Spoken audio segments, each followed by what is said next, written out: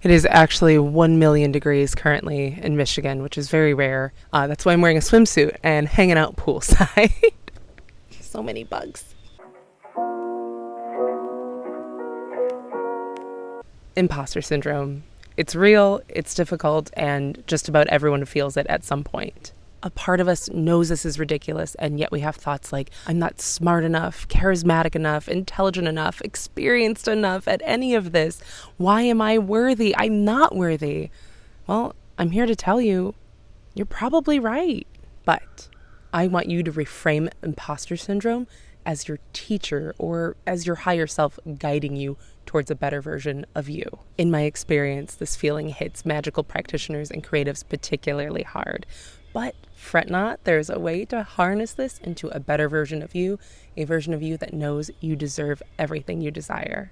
Don't run away from these thoughts. I want you to actually turn around and run right into them. What is it that has you mentally blocking yourself off? Recently, I posted my first YouTube video. Well, to this channel anyway. It's a video about setting up your kitchen as a sacred, magical space. When I saw the quality of the video I had produced, I felt pretty awful. This was when the imposter syndrome set in, which brings me to step 1, consideration. Consideration is about discerning what is actually a shortcoming, and is that shortcoming logical? Or is it self-consciousness that needs to be addressed in your shadow work and therapy? If you see yourself on video and it makes you wince, consider for a moment that you actually are beautiful, you just have bad lighting. Logical problems are fixed with practical solutions. Emotional problems are fixed by protecting your peace and making room for healing. But if you're going to make progress, staying in a safe and comfortable space is not an option. That means making mistakes and then addressing them.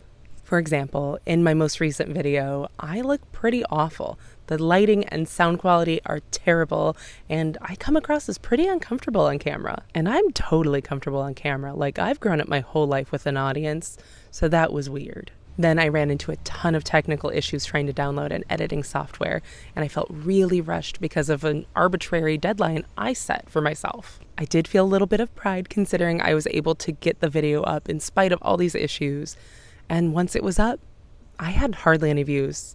And to be honest, I'm kind of grateful. I started to question, who am I to be a YouTube teacher of witchcraft? And that question brings us to step 2, qualification.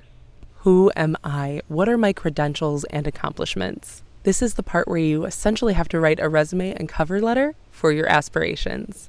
My aspiration is to be a respected leader in my field, somewhere between a spooky Martha Stewart and Anthony Bourdain, but focused on witchcraft. So what are my qualifications?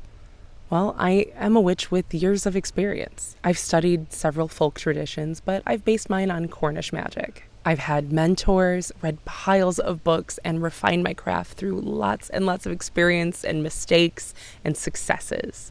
I am a magical practitioner worthy of sharing my experience and my craft. How about the being a teacher part?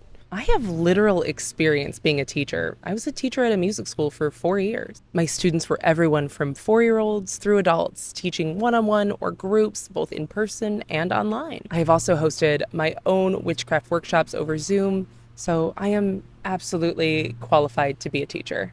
What about being a YouTuber? Well, I already have a really strong, beautiful community following me on TikTok, and my Instagram following's not too shabby either. I have the ability to create engaging, valuable content. Although this is my first time creating witchcraft content to post to my YouTube, it's not my first experience with this platform. I used to have a music channel that I posted to regularly. And from that experience, I learned so much about shooting and editing video. My old music videos are by no means remarkable. But what it does mean is that I'm not starting from zero in my journey towards creating quality YouTube content. Now that I know what my strengths and weaknesses are, I have a really good idea on what I need to do to improve my work. And that brings us to step 3, improvement. I used an old DSLR in a really poorly lit kitchen. This time around, I sat outside to utilize beautiful natural light, and I used an external microphone for better sound quality. Already, we have better visuals and audio. I felt a little awkward and weird on camera last time, so this time around I wrote a script and I was able to read it over, practice it a little bit, feel comfortable with the words I was saying. As far as the video editing software I used to use for my music channel, I don't have access to it anymore. It was really high end and it's Adobe Premiere Pro. It's expensive, and at this point, it won't even work on my laptop because it's a little bit too old. So I looked for something I could use, and I found the desktop version of CapCut.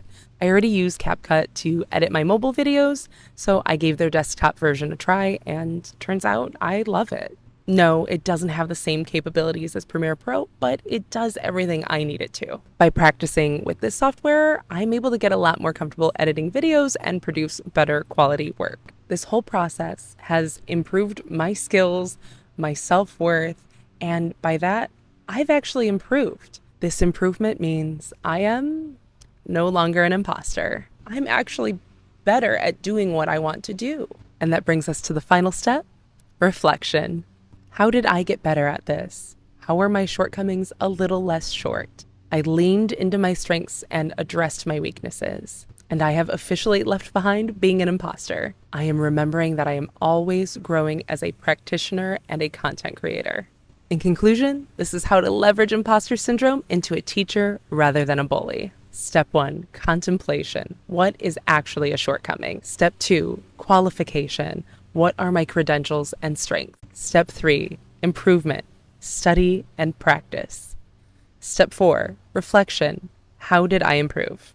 I've included some links to materials that really helped me navigate and create this process. And if you're looking for some magical support, I've included links to some of my short form videos that'll help you with courage and follow through.